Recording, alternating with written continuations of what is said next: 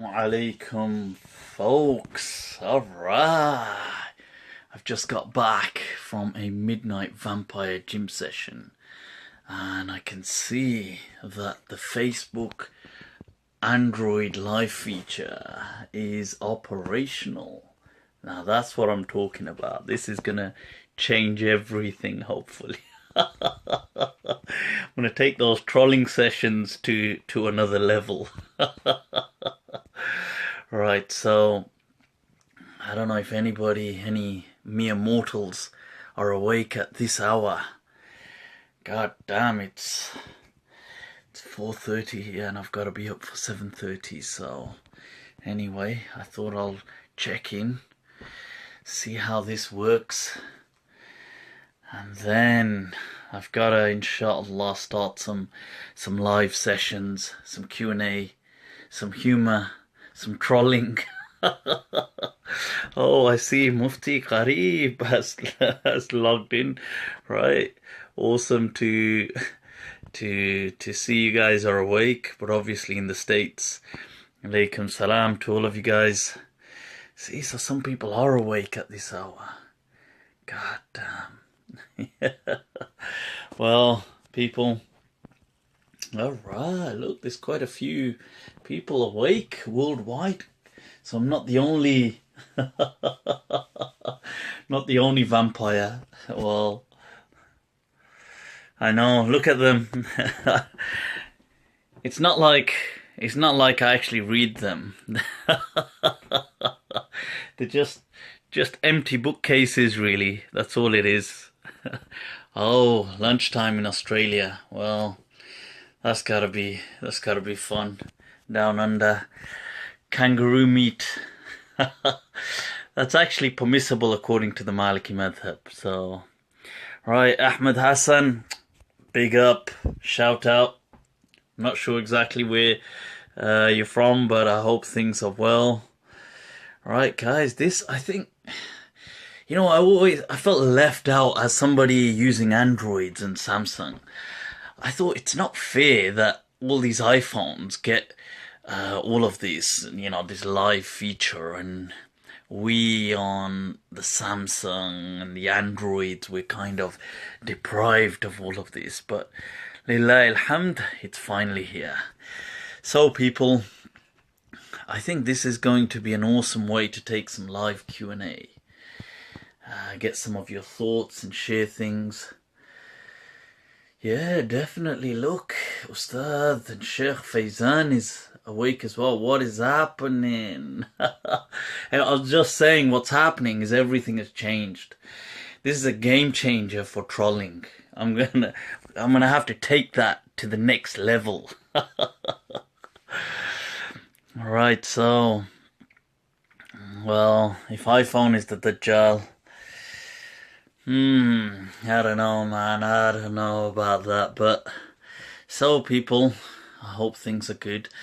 Right, since it's already gone, it's 4:35. Just finished a vampire gym session. Those of you that are already hitting the gym, and those of you that are getting inspired to hit the gym, I would say that you need to get onto it. There is this, there's this awesome pre-workout. I'll show it to you guys at some point in the future. Awesome pre-workout kind of supplement that I've got that really, boy, it's just next level. It makes you go insane. You really wanna pump out and pump out. God damn. So, go on then, I suppose you can ask some questions, but I'll try to keep it a bit brief since I've just finished my vampire session and I've got to kind of I've got to still get to sleep first and then get up in about 3 hours time. So yeah, go for it. Let's take a question or two. What's up, Ahmed? What's going down? What's this question that seems to be bothering you in the States? In Virginia, did you say? So go on then. What is the fiqh of trolling the trolls? I would say that's a must.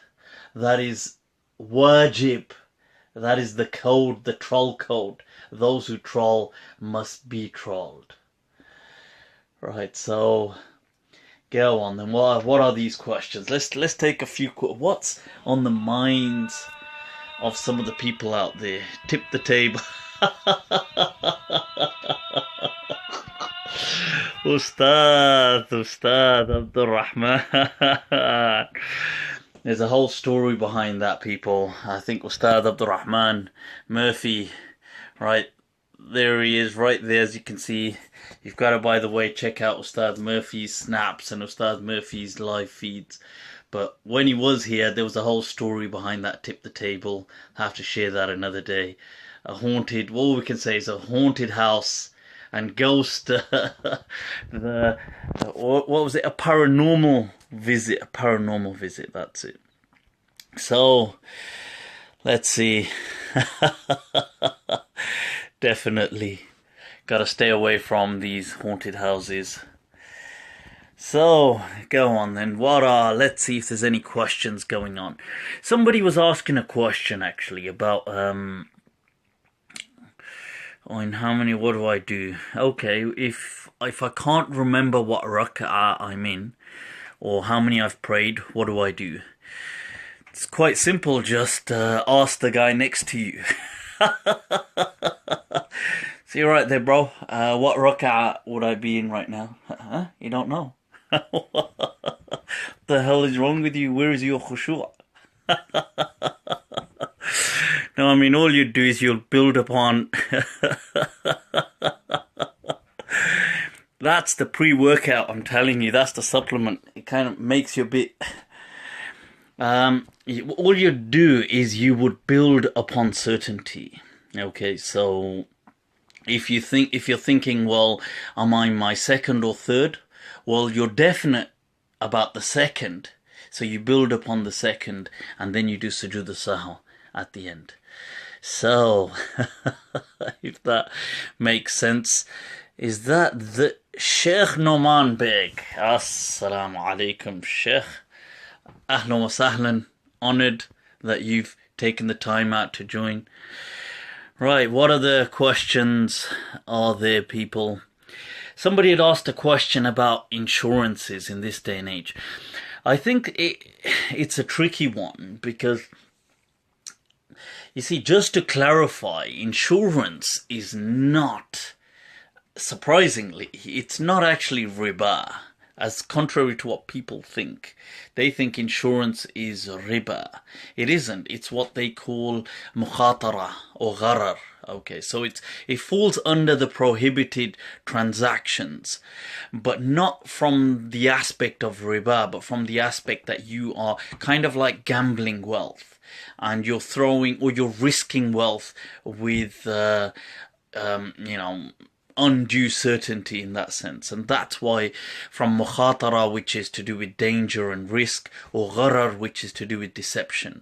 So that's how Assalamu alaikum, Shaykhana Abdullah has joined. We're honored. Shaykh Hassan, I gotta say, quite a few people are awake. I'm definitely surprised. I thought I'm the only vampire out here. But so, I mean, I think coming back to, so just to say there's complexities on the question of insurance. So let's see some of these questions. Quite a few, there are some questions going through. What if the mic loses connection and you're on a different floor in the masjid and the imam goes into ruku? When the mic cuts off, first raka'ah, does the jamaat upstairs do?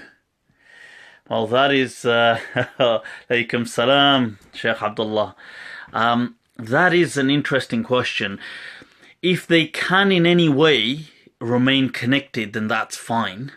If there's any, I'm not sure if they can, for example, subtly hear, or somebody closer to them can hear, and he can take the role of what is called a musammi', somebody who echoes the actions of the imam. So when the imam is saying, Allahu Akbar, he says Allahu Akbar, and people can follow that. If they can't, and it's completely disconnected, there's no possibility of a musammi', in that case, somebody can just step forward and just continue the salah for them, because they've just completely cut off. That's if they can wait. If it's a recurring phenomenon and they think the mic will reconnect, they can wait for that. But if not, then... Right, let's take some of these questions, people. What if the mic loses... Okay, that was that question. Why does someone break him by eating forgetfully? Faizan, that's an interesting question. Imam Malik did go with that in saying that the psalm breaks, because he saw that there was no... it's interesting, really, because if you look at it from a principle perspective, you see, within the Sharia, there's no paradigm where the pillar of something is missing and that thing remains intact. So that is so like every single act of worship within the Sharia that loses its pillar, it dilapidates and collapses, except Sawm. So it was something so anomalous that Imam Malik ruled that even in that case. But generally, a lot of the Malikiyah have chosen to disagree on that, and Imam Qurtubi is also very vocal of that, saying that the hadith is clear and you do not need to make up the fast. Mr. Sajda or ruku, or if I get a raka'ah 3 and I realize I missed the tashahhud, thank you. Right, okay, there's a question if I get to the end and I think I may have missed a sajda or ruku. If you missed a sajda or ruku, that is a pillar of salah. That cannot be, it's not expendable. So you must do what is called ilgha or raka'ah. So you cancel out that particular raka'ah and you add an extra raka'ah and you do sujood al-sahw at the end. If you've just missed something which is a sunnah of salah, like the tashahhud, you can simply do a sujood al-sahw in the end, and that's fine. Right. Alright, what else do we have? And do qira'ah is single and very eligible, mashallah, great brother. Alright, well, I wonder who that is. Who is this single and eligible brother that somebody's advertising right here? Right, well, what are any other interesting questions, people? Somebody had asked, by the way, about organ donors. That is permissible within the Sharia to donate body parts, obviously for the dead. Yeah, would you just like to just take off a hand whilst I'm just waiting? I don't mean for the living, but I don't mean from the living. I mean for the living from the dead.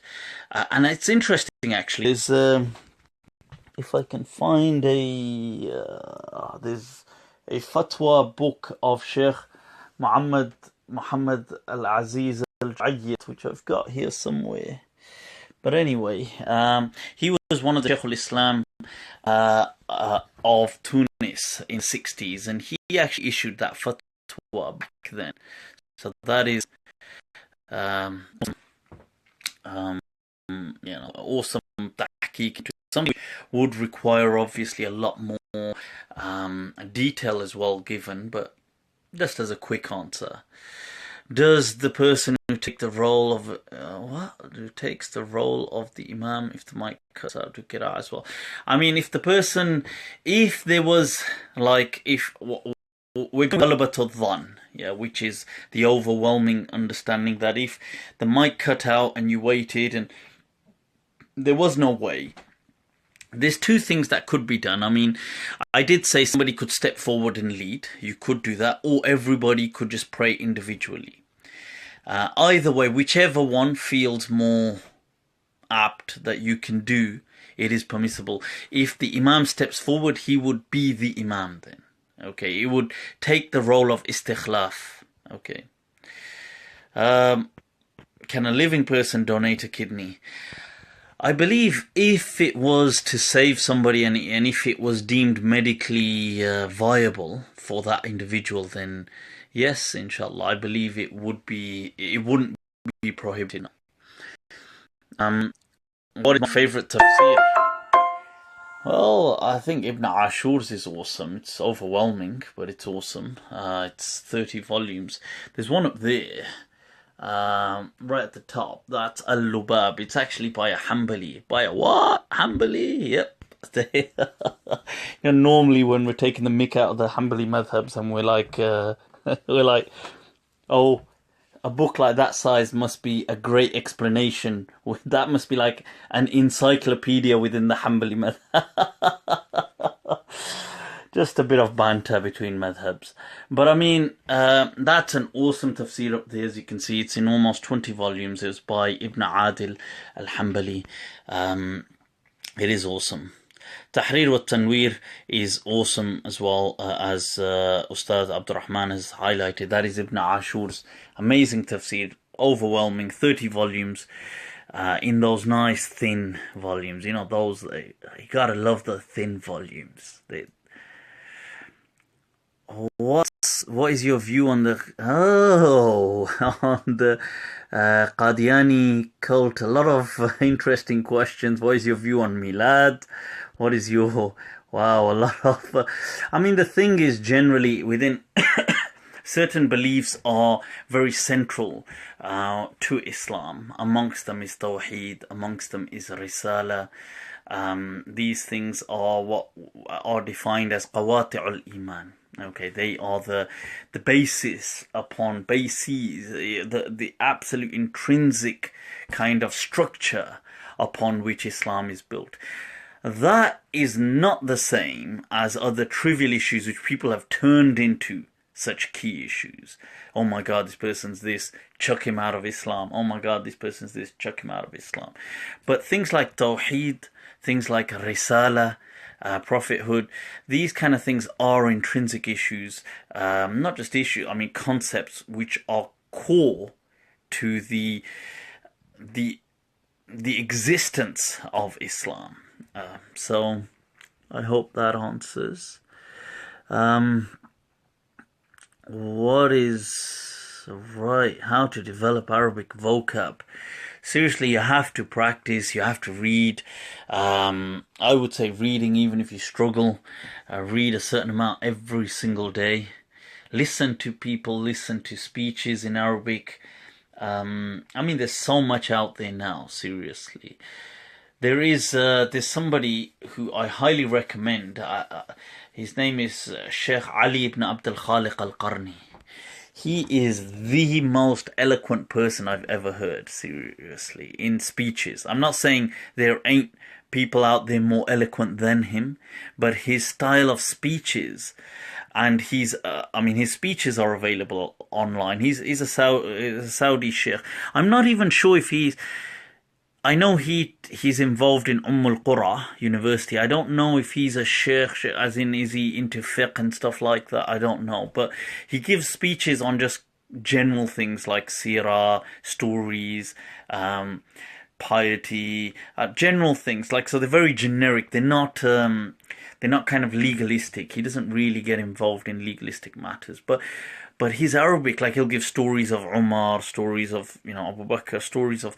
He has one interesting lecture, هَكَذَا عَلَّمَتْنِي الْحَيَاةِ تَحْتَ ذِلِّ لَا إِلَهَ إِلَّا اللَّهِ. And there's other things like Suwarun wa Ibar.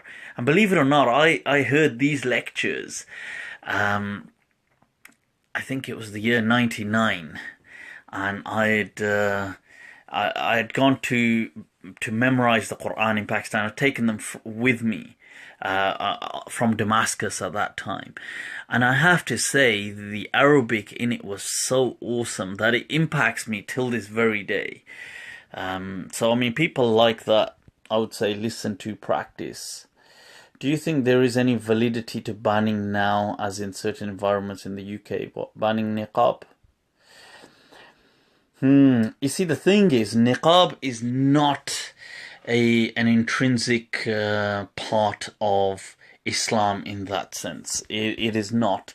The niqab is not an obligation. It is not even a sunnah. It is a safeguarding measure that has been introduced by scholars of their time and environment. So obviously people saw this as a safeguarding measure which they introduced. That is the general understanding within the Maliki madhab and the Hanafi madhab in essence, although the Hanafi have perhaps been a bit more stricter than the Malikis, or than some Malikis. And Sheikh Ahmad Taha Rayyan, who is one of the leading authorities in the Maliki madhab right now in the world, and he has a very interesting same response to it. It's on YouTube, where he's asked about niqab, and he says, look, he says, an-niqab laysa bi fardin wala sunnah, and it says, he says it is from, it's something ittakhadahu al-fuqaha saddan li-dhari'a. That's, they took it as a safeguarding measure, and it may make sense in some parts of the world. In my personal understanding, I mean, I don't believe in impositions, you see. I believe people should have liberty and freedom to exercise their understandings of it, or just exercise their own, I don't know, opinions in life. That said, I don't personally, in my understanding, believe there is any need for niqab, especially in the West. That's my own understanding. Neither do I believe it to be Islamic. I mean, I don't condemn it. I don't see it like, but I disagree strongly with those people who push it as an Islamic concept. But generally, I don't see any need for it. The fitna argument is pathetic, in my understanding. I mean, it's just an overrated. Nobody's going to go mad over, anybody who says fitna, seriously, they need to seriously check themselves, because nobody's going to go mad by looking at their face. Okay, so not in this day and age. And so nobody buys that angle anymore, the fitna one. So I think it's more about the. I also like Ustad Mustafa. Assalamu alaikum. Khalil as well. Assalamu alaikum. Honored to have your presence. You're right, and I do actually like the way somebody. There's Sheikh Suleiman, who I met up with a few weeks back. I really liked the way he explained certain things about the social. The kind of like societal kind of structures during the time of the Prophet ﷺ, where there was a certain understanding that, well, the wives of the Prophet ﷺ were distinguished in a certain way, with certain clothing. The general Muslim women, and then at the time they were looking at what were non-Muslims or slave women or whatever, and they had a different.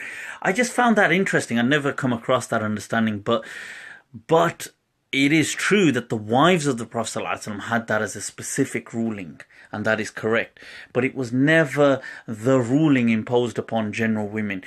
General women may have covered their face, some of them, but that was in accordance with the custom of Arabia. But I mean, that's Sheikh Mustafa.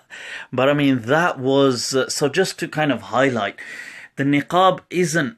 I mean, it doesn't really make much sense at all in countries like the UK, in Europe, in America. In my understanding, Allahu A'lam, people from those lands may disagree with me, but I mean, if it's from a religious perspective, it really doesn't. You have the hadith in Sahih Muslim where the Prophet ﷺ is going.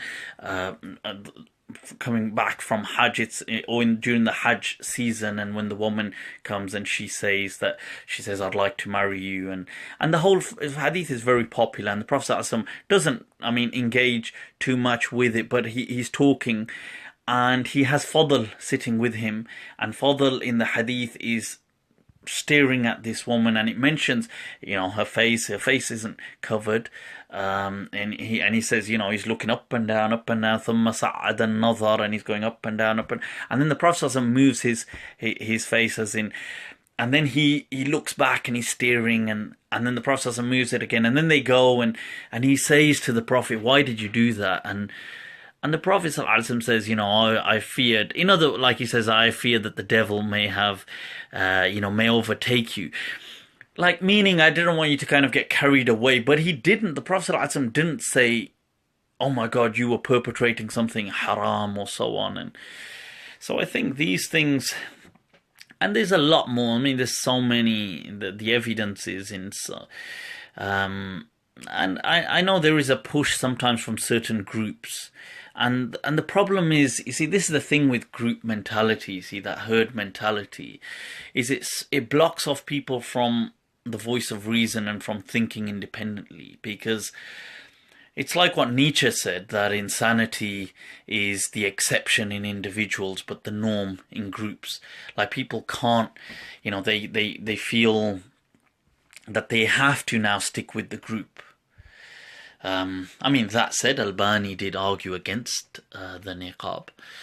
But I mean, anyway, that's some thoughts on the niqab. But the fitna angle, nobody buys that. Hashtag they wish. Right, so the thing is, let's see if there's any interesting questions. Any opinions on birthdays? Birthdays are permissible within Islam. That's not the same necessarily as Mawlid or milad or whatever you want to call it. Any general practice or custom is not a religious kind of measure, and therefore it's, in some cultures people celebrate them, in other cultures they don't. There's no big deal. I mean, there's no push to celebrate birthdays. Likewise, there's no harm necessarily involved in celebrating birthdays. And I think people also need to snap out of this death cult, apocalyptically driven mentality of saying, oh my God, how can you celebrate something when it brings you 1 year closer to your death? I mean, what the... Seriously, that is... it turns into this death cult kind of mentality. The reality is, if in a particular culture people do celebrate their birthday, then fine. I mean, what's the big deal? It's only people getting together, exchanging gifts, food, whatever. Right, Sheikh Abdullah, absolutely. I don't mean to speak. True. I mean, Sheikh Abdullah is, and by the way, anybody on here, and I know this was just a random session, me trying out this live feature for the first time, but I know Sheikh Abdullah here has done some amazing work on women issues and some classes which are really, and has tackled what are some of the most challenging kind of gender-related matters that we face today within the realm of Islam. That includes the verse of what is known as the hitting verse or things like this. And Sheikh Abdullah has an expansive commentary on that. So people who are interested in things like that do log on to Sheikh Abdullah bin Hamid Ali's page and check out things like that. I mean, they've been done previously, but incredibly informative. Aisha, the library is distracting. Woo! Got no idea what these books are actually about. I'm only kidding. Is time travel haram? Hell, I mean, if you can time travel, please share that with me and then we'll discuss. I'll find some way of making it halal. Nah, there you go. Only forward in time. Difference in fiqh principles. Alright, something on slave women and stuff like that, and the covering. Oh, I don't have to wear hijab. But there is, yeah, you're right, there are rulings, although I personally do disagree with some claims about slave women used to walk around naked and stuff like this, or topless and stuff like. I don't believe that actually happened like that. And I believe that's it's once again representative of certain transmissions that just get ignored and just mass circulated. Ulama in the past have critiqued that, including Ibn Hazm, and he said that this kind of thing, it didn't exist, and these narrations going back to Omar hitting or threatening the slave girl for covering are weak. I think Albani also criticized them. But I mean, Qasim had done that, almost 900 years ago. So the goatee, Right, okay, I'm going to teach you an Arabic word, people. The word uthnun, okay, uthnun. That's the Arabic for a goatee. Okay, so in a hadith, the Prophet ﷺ said, wait for it. He said, وَفِّرُوا عَثَانِينَكُمْ. He said, people grow the goatees. Alright. Bet you weren't expecting that hadith. Well, it is there and you can check it out. And some people say there by Uthnun he was referring to lihya in general. But either ways, the wording of the hadith is Uthnun, and Uthnun in Arabic is a goatee. Right, so goatees are cool, if that's what you're asking. Wearing red and bright colours for men, absolutely permitted. The Imam Malik has clearly given a fatwa as well, saying there is no prohibition on wearing the colour red. And there's, many hadith from Umar ibn al-Khattab radiallahu anhu where he's wearing bright red. Their version of a suit was called a hulla, and he comes wearing a bright red hulla. Right, Ustad Mustafa, awesome, shukran. Like the fiqh's explanation, join the difference between the madhab, because some will come, the harm should be. I'm not sure what that question is referring to, Sheikh Faizan. Right, what about time travel? Is it permissible? Time travel is permissible, but you gotta let me in on the secret. We gotta go back. We gotta buy out all the shares for Google. That would be awesome. Right, Back to the Future. Back to the Future is haram. I think Michael J. Fox would disagree with that one. Beard. What is the requirement? Just have a beard. That's all. There is no requirement beyond that. As long as people can recognize it as a beard, that's fine. Well, Sheikh, Ustadhana Abdul Rahman. Oh, my time with the mashayikh in Syria, Pakistan, or Morocco. I mean, that's. It's overwhelming. Obviously, I spent so many years studying abroad. I am actually thinking, not thinking, I'm, intending to, inshallah, release a kind of, and now I think with the live feed, it'll be much more easier, a kind of chronicle on sharing some experiences from the madrasa, days of study, really, at the madaris. I mean, we had some ulama who were some teachers who, wallahi, it's like when I think back about them, it's like it's only been a few weeks. That's the kind of impression that they left on us. And there's a teacher of ours who we would refer to as Abdullah al-Mantiqi. And that's because he used to love logic, and he was known as Sheikh. I mean, we call him Sheikh, but Maulana in Pakistan they would call the general term for Sheikh, Maulana Abdullah al-Mantiqi. And this, I'm telling you, he was so comical, but he was so awesome. He knew his stuff so well, I tell you, but he was a bit OCD on some of the things. Like he'd begin the lesson by telling you he would teach us Sahih Muslim.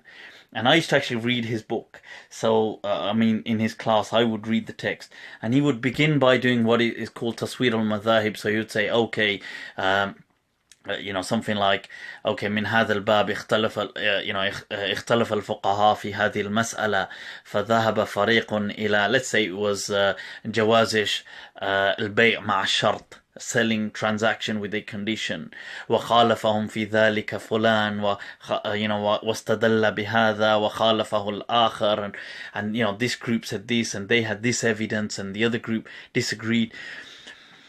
But the thing is, then he would want you to remember that, but not only remember the rulings, but remember his exact wording. It was crazy because you think, what the hell?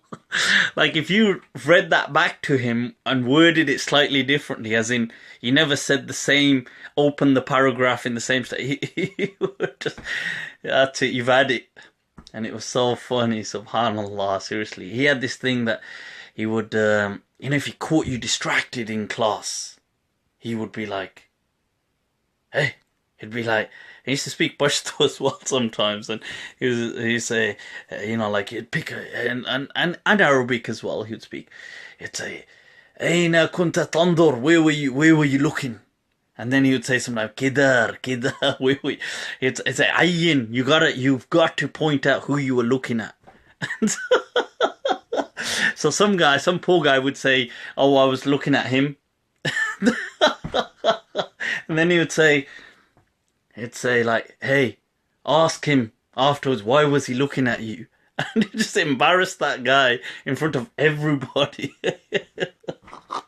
Obviously, it wasn't as fun for the person who was undergoing, but everybody else would have a field day, laugh their heads off.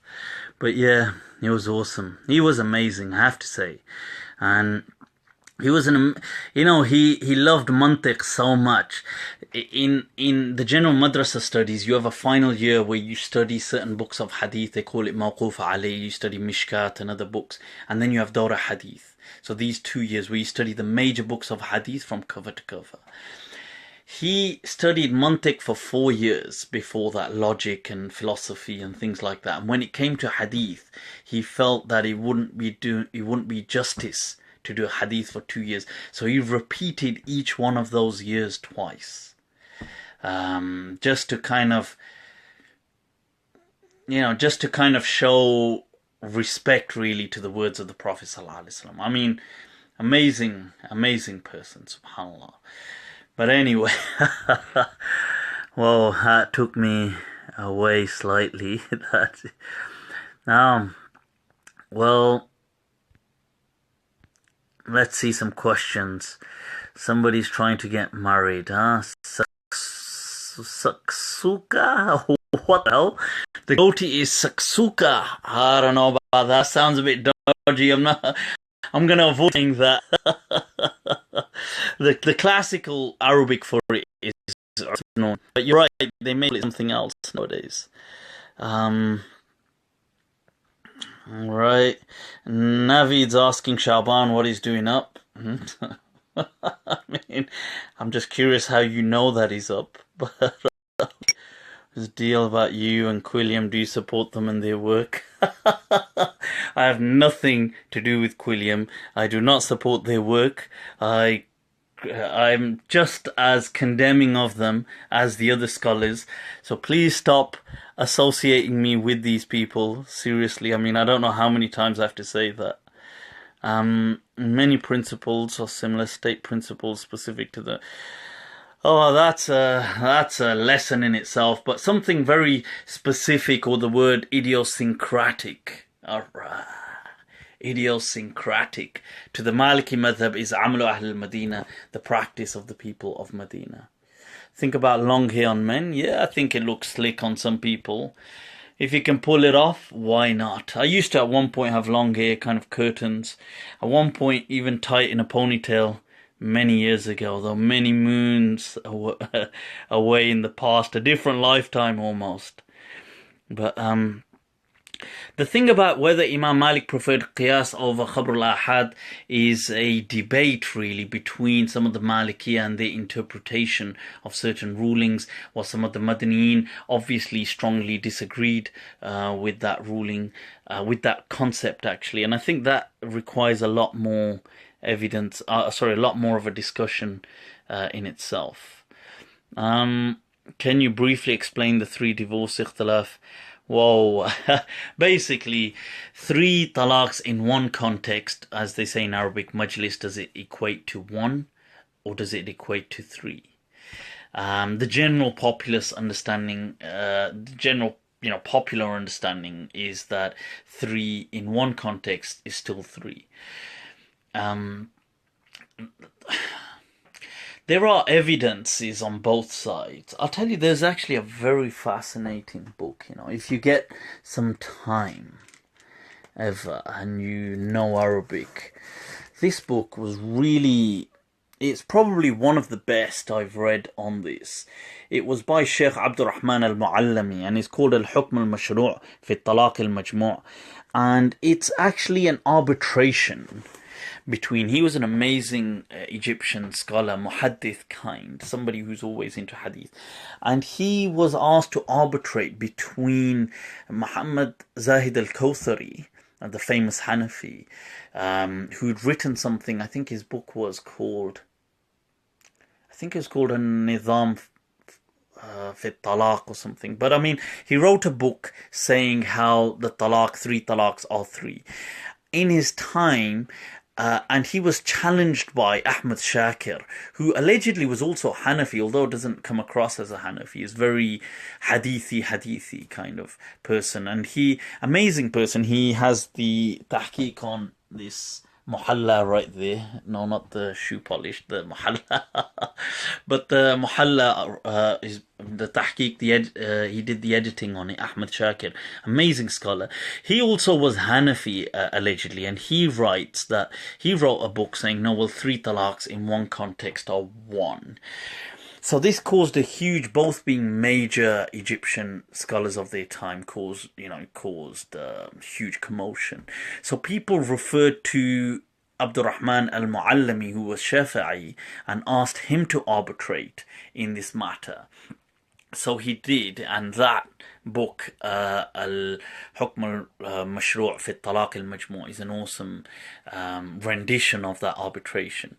I mean, basically, what they're going with, even he's kind of going with, and what I kind of also do go with, and it is the understanding of Sheikh Ibn Ashur, the Maliki legend, that, you see, three are three in one context. However, if the maslahah demanded, if the welfare was there, that a couple, they did that and they regretted it and they wanted to kind of stay together, then in that case you could exercise the other minority position in light of the welfare involved in keeping a family together. So I mean, that's my. I would agree with people like Sheikh Ibn Ashur, and that's also what Muallami kind of goes with as well in the end. And, okay, I hope that helps.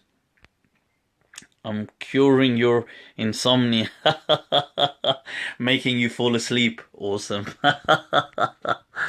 Right, let's see what else is there. What is the question? We have read the response about wearing bangles. What about the daleel for wearing a necklace? I mean, there's, first of all, things like necklaces or bracelets. These things are not haram, really. I mean, you've got to remember that al-asl fil ashya al-ibaha, that by default everything is permissible unless proven otherwise with a strong conclusive evidence. There is actually I'm gonna pretend I actually know what these books are about. Right, but there is a book here, actually in Kitab al-Ajwiba by, I'll pull it out to show you it's a real book. Right, by Muhammad ibn Sahnun's son, his fatwa. He has a fatwa in the end about the ruling of wearing necklaces and stuff like this, or even he says anklets for men, which I think, whoa, okay, you guys were rocking a different style back then. Obviously, something we're not quite. I don't know. Maybe some people are, But the thing is, he says that, look, these things are only makruh, they're discouraged and they're not haram. But anyway, coming back to it, see, it's more cultural dependent. Okay, in some cultures people did it, in some they don't. Well, that's what it kind of depends on, really. Hair transplant, absolutely fine. I mean, there's nothing wrong in any kind of surgery like that to enhance themselves. As Allah says in the Qur'an, وَلَقَدْ خَلَقْنَا الْإِنسَانَ فِي أَحْسَنِ تَقْوِيمٍ, that insan was created in the best of taqweem, but sometimes for other reasons, people may go here, there, whatever. I mean, they may be your environment, your stress levels, your genes, your loads of things kind of impact people sometimes and their health and their physical entity. And sometimes some people are uncomfortable with certain things, and if they can if they can realign certain things now using modern technology, then that is permissible. And many of the ulama have given that fatwa as well. So on cosmetic surgery and stuff like that. Right. Let's see, look for memoirs. Alright, Ustad, definitely. Meat in Muslim countries. Meat in Muslim countries, I mean, you'd think there really isn't a problem, really. I know some people have said about meat in Saudi Arabia. I mean, I would say in general, the understanding is that, like, if the general presupposition is that, if the presumption is that, well, everybody here is Muslim and people serve halal food, then that's okay to go with. You don't need to be over, like, OCD or obsessive on trying to, get pernickety on every small little detail. That's in my understanding, Allahu A'lam. As in the hadith in the Muwatta, when the person asks, he says, Ya sahib al-hawd, hal taridu hawdaka as-siba', do wild animals come in to your little pond, and do they do that? And, and Umar told him off. He said, La tukhbirhu, don't tell him. Don't answer that question. Let's just leave it. Like he says that, nahnu nariduha wa tariduna. Like, we drink from them, they drink from us, we don't want to know. And it's interesting, there is some logic in that. What is that can in the back? Right, that's the usual, solvent abuse when I get really tired and I've got nothing. No, it isn't, people. This is just for a keyboard, to clean the keyboard. It kind of sprays out air and just cleans out the keyboard. You know what, this just reminded me, I have all kind of crazy stuff on my shelves. Next time I've got to be careful. I've got to clear the shelves. Right, shaking hands with non-mahrams is the definitive fatwa for us. I've heard Sheikh Abdullah bin Bayya has given that fatwa, that in context it is permissible to shake hands with in like business contexts or whatever. That's Sheikh Abdullah bin Bayya. If you check on his website, I believe he's given that fatwa. Copy of Behshti Zehra. Right, well, is there a major difference, Amla al-Madin, and the Hanafi principle of Urf? Yeah, I mean, the Maliki have Urf as well. So Urf isn't really... Amlu Ahl al-Madina is really... falls under the category of Sunnah. It is a transmission of the Sunnah and en masse, as in en masse, as in the other en masse, like the multiple transmissions of the Sunnah in a way that brings it up to the mutawatir level. So that's all it is. It's like saying it's a hadith, but being transmitted with so many chains. So, Sheikh Abdullah, I swear that is so true. I do need to write. Make dua for me. I just get lazy sometimes. I think, God, writing. Well, what's your views on Snapchat filters? That's what we're lacking here. My characters. I need to. If only this had those characters, I could bring that. God, the Snapchat had a particular face that I used to use, the filter, and it's disappeared now. God, I actually had named him Abu Spasm. I'd given him a name, Abu Spasm al-Britani, but they took him away. He has that proper, like, he had this. He's in my old snaps. They've taken away that face now. All right. Well, people. Is it fard in the mal to wipe off the whole body during ghusl?